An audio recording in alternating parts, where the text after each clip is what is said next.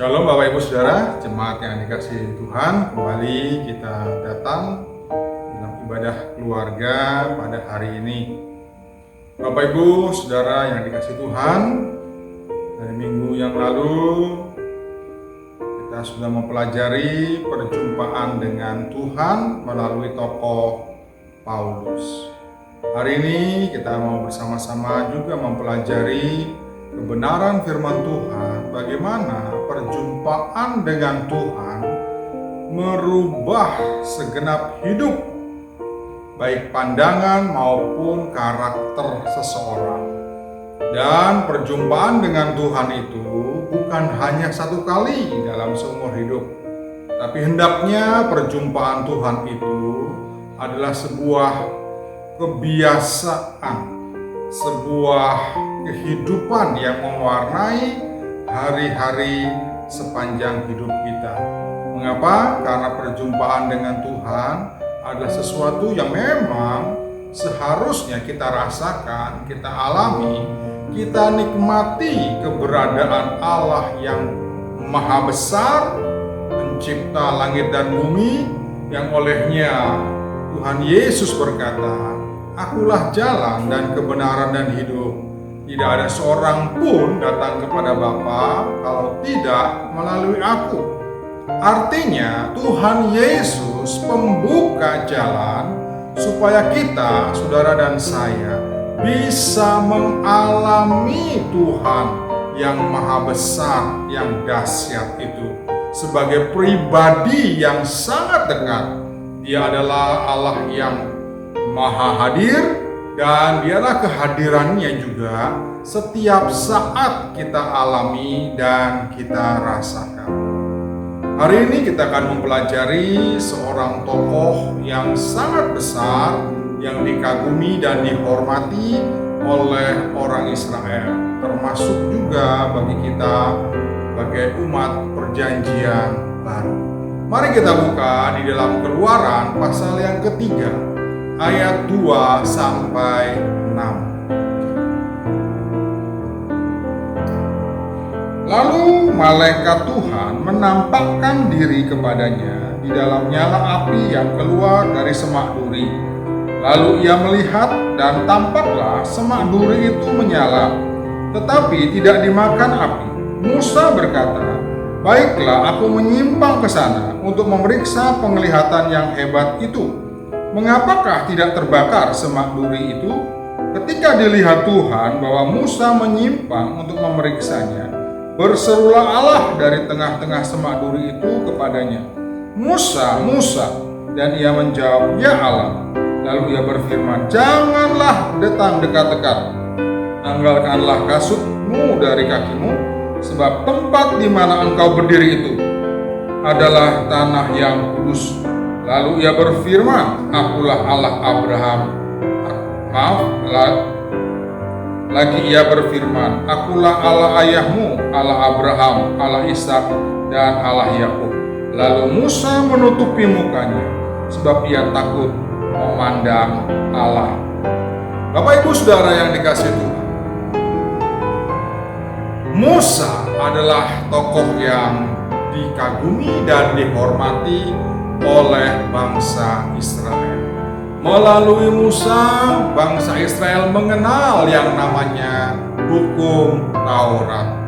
Tapi perjalanan Musa sebagai seorang yang dipilih Tuhan memimpin bangsa Israel adalah sebuah perjalanan hidup yang sangat luar biasa. Seharusnya perjalanan hidup Musa menjadi inspirasi bagi saudara dan saya yang hidup di akhir zaman ini. Mengapa? Nanti kita akan lihat mengapa Musa seharusnya menjadi tokoh yang memberikan inspirasi, tokoh teladan bagi kehidupan kita orang percaya. Sebelum Musa menjadi tokoh yang dikagumi oleh bangsa Israel, perjalanan hidup Musa melalui 3 fase. Fase pertama, Musa berada di istana Firaun 40 tahun lamanya. Fase yang kedua, Musa berada di padang gurun menggembalakan kambing domba milik Yitro mertuanya. Dan fase yang ketiga, 40 tahun berikutnya, Musa memimpin bangsa Israel keluar dari tanah Mesir. Apa yang kita baca dalam Keluaran pasal 3 tadi, itu merupakan fase kedua dari hidup Musa. Musa seorang yang sangat luar biasa. Mengapa? Karena Musa telah dididik oleh orang-orang Mesir, khususnya putri Firaun, mempersiapkan Musa supaya menjadi pemimpin Mesir atau Firaun berikutnya. Dia sebagai pangeran Mesir yang akan menjadi Firaun. Tetapi karena Musa telah berbuat salah dengan membunuh orang Mesir, maka Musa pergi ke tanah Midian. Dan di sanalah dia mengalami perjumpaan dengan Allah yang mengubah seluruh hidup Musa. Apa perjumpaan Musa dengan Tuhan? Rupanya semak belukar yang terbakar itu memberi kesan yang dalam, membekas dalam kehidupan Musa. Musa berkata, semak belukar yang dia lihat terbakar itu adalah sesuatu yang luar biasa. Belum pernah Musa melihat kejadian seperti ini. Di tengah-tengah kekaguman terhadap semak belukar itu, ada suara Musa, Musa. Tentu Musa heran, mengapa ada suara di padang gurun? Ternyata suara itu memperkenalkan diri sebagai pribadi Allah Abraham, Allah Ishak, dan Allah Yakub. Dari perkenalan dan perjumpaan Tuhan kepada Musa, rupanya itu mengubah seluruh hidup dan masa depan Musa. Musa yang tadinya adalah orang Mesir, ternyata Tuhan memperkenalkan diri bahwa Dia adalah Allahnya Abraham, Allahnya Ishak, Allahnya Yakub, yaitu Allahnya orang Israel. Dan setelah Tuhan berkata demikian, Tuhan menyuruh Musa, tanggalkanlah kasutmu, sebab tanah di tempat engkau berdiri itu adalah kudus. Musa tentu berpikir, bagaimana mungkin tanah berpasir ini kudus, sedangkan lantai keramik ataupun lantai marmer di istana Firaun jauh lebih indah, jauh lebih bagus daripada tanah berpasir ini. Rupanya inilah yang akhirnya membuat Musa semakin takut. Dan kegentaran atau ketakutan ini adalah ketakutan yang positif, yang mempengaruhi kehidupannya, yang pada akhirnya Musa tidak takut kepada Firaun, melainkan dia takut karena sudah berjumpa dengan penuh kekudusan Allah yang telah menyatakan diri sebagai Allah Abraham, Ishak, dan Yakub, telah membakar semua keangkuhan, ego, dan identitas Mesir dalam hati dan hidup Musa. Musa pada akhirnya dia kembali ke Mesir sebagai pribadi yang tidak takut terhadap Firaun dan orang-orang Mesir semua. Apa saja perubahan yang dialami oleh Musa? Mari kita baca di dalam Ibrani pasal 11 ayat yang ke-26. Karena iman, maka Musa setelah dewasa menolak disebut anak putri Firaun, karena ia lebih suka menderita sengsara dengan umat Allah daripada untuk sementara menikmati kesenangan dari dosa. Ia menganggap penghinaan karena Kristus sebagai kekayaan yang lebih besar daripada semua harta Mesir, sebab pandangannya ia arahkan kepada upah. Nah, Bapak Ibu Saudara yang dikasih Tuhan, dari Ibrani pasal 11 ayat 24 sampai 26 diceritakan bagaimana iman Musa telah mengubah kehidupannya. Iman yang datang dari perjumpaan dia dengan Tuhan di tanah Midian. Di padang rumput melalui semak belukar Allah menyatakan diri. Perubahan yang pertama, Musa menolak disebut anak putri Firaun. Bandingkanlah dengan kebanyakan kita pada hari ini, Bapak Ibu Saudara. Kalau hari ini banyak orang justru mengejar kehormatan, mengejar kemuliaan duniawi, ingin dipuji dan dihargai, ingin mendapatkan berbagai fasilitas yang terbaik. Tetapi justru Musa menolak disebut anak putri Firaun. Artinya, Musa menolak semua fasilitas sebagai putra mahkota. Semua bentuk gaya hidup kemewahan orang Mesir, khususnya kerajaan dan istana Mesir, semuanya dia tanggalkan. Bukankah ini sebuah hal yang tidak wajar sekarang ini? Kalau Musa menolak disebut anak putri Firaun, melainkan dia adalah orang Israel sejati. Karena identitas sebagai anak putri Firaun, tentulah mereka ingin supaya Musa juga menjadi seperti mereka, yaitu orang Mesir. Musa bukanlah orang Mesir, tetapi perjumpaannya dengan Tuhan di tanah Midian. Akulah Allah Abraham, Allah Ishak dan Allah Yakub. Itu adalah nenek moyang orang Israel. Dan perjumpaan itu membekas di dalam hati dan pikiran Musa, sehingga 40 tahun Musa di Mesir dididik supaya meninggalkan identitasnya sebagai orang Israel, harus diganti menjadi orang Mesir. Tetapi Alkitab sekali lagi mengatakan Musa menolak disebut anak putri Firaun. Yang kedua, perubahan apakah?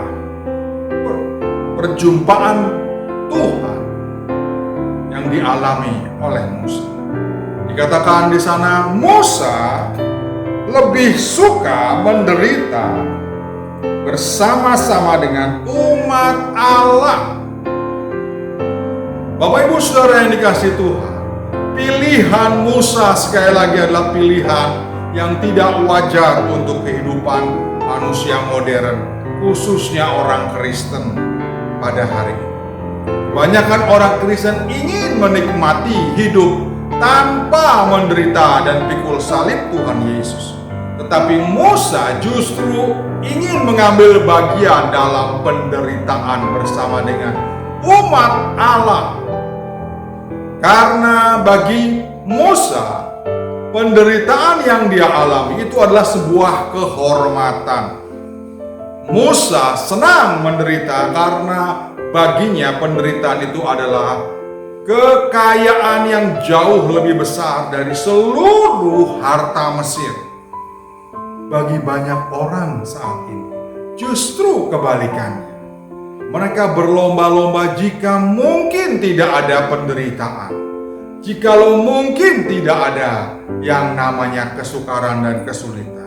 Yesus datang supaya hidupnya menjadi nyaman dan sebagainya. Sejatinya itu bukanlah apa yang Yesus Kristus yang diutus Bapa, Tuhan Yesus Kristus yang sejati, yang Tuhan inginkan. Untuk menikmati kehidupan menjadi orang percaya, Yesus memberikan syarat. Kamu harus pikul salib, menyangkal diri, dan ikut aku. Itulah apa yang Yesus Kristus inginkan. Tetapi kebanyakan kita justru ingin supaya kehidupan kita nyaman di bumi. Sama dengan bandingkanlah bagi kita jika mendapatkan kesenangan dan kemewahan di Mesir. Sebaliknya, Musa menolak semua kesenangan karena dosa yang ditawarkan oleh Mesir.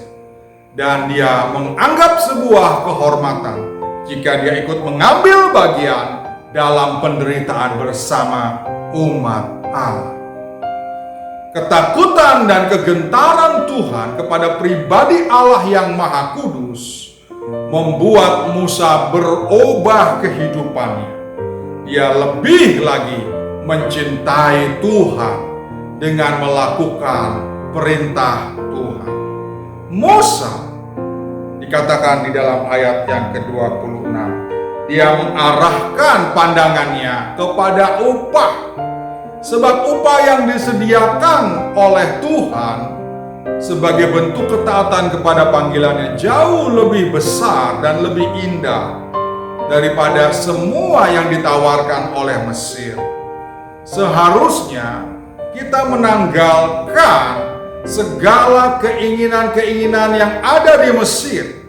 Mesir melambangkan dunia dengan segala keinginan dan hawa nafsunya, untuk lebih memilih mengasihi Tuhan dan siap berkorban apapun bagi Tuhan yang sudah memanggil kehidupan.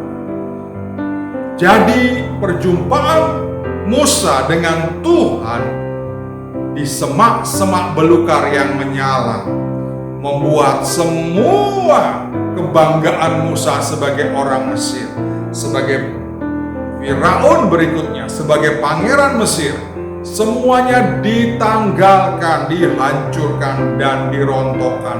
Dan Tuhan menuntun Musa supaya kehidupannya semakin hari, semakin mengalami Tuhan, dan merasakan Tuhan bekerja dan berkarya dalam hidupnya.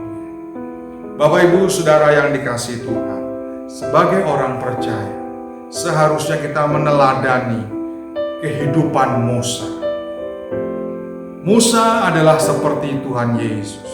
Dia menanggalkan dan melepaskan semua kemuliaan sorga untuk datang menjadi manusia yang hina, bahkan terpaku di kayu salib.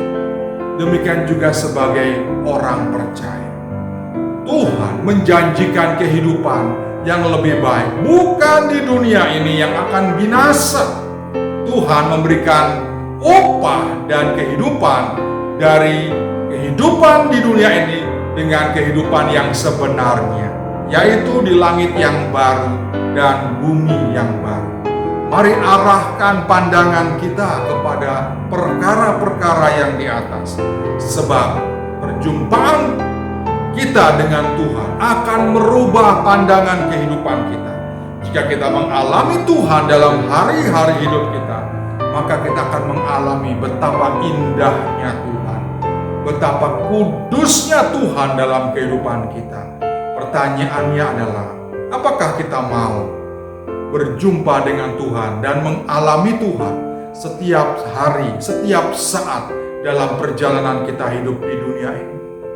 Jika kita menjawab iya, maka ketahuilah perubahan demi perubahan akan kita alami. Semua kebanggaan, semua kehormatan, semua impian yang ada yang kita bangun untuk dunia ini akan gugur dan rontok, karena perjumpaan dengan Tuhan akan membangun kehidupan yang sebenarnya bersama dengan Tuhan jauh lebih indah dari apa yang ditawarkan oleh dunia atau Mesir rohani. Selamat berjumpa dengan Tuhan setiap waktu, setiap saat.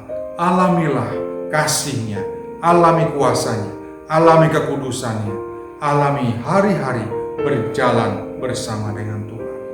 Amin. Tuhan Yesus memberkati.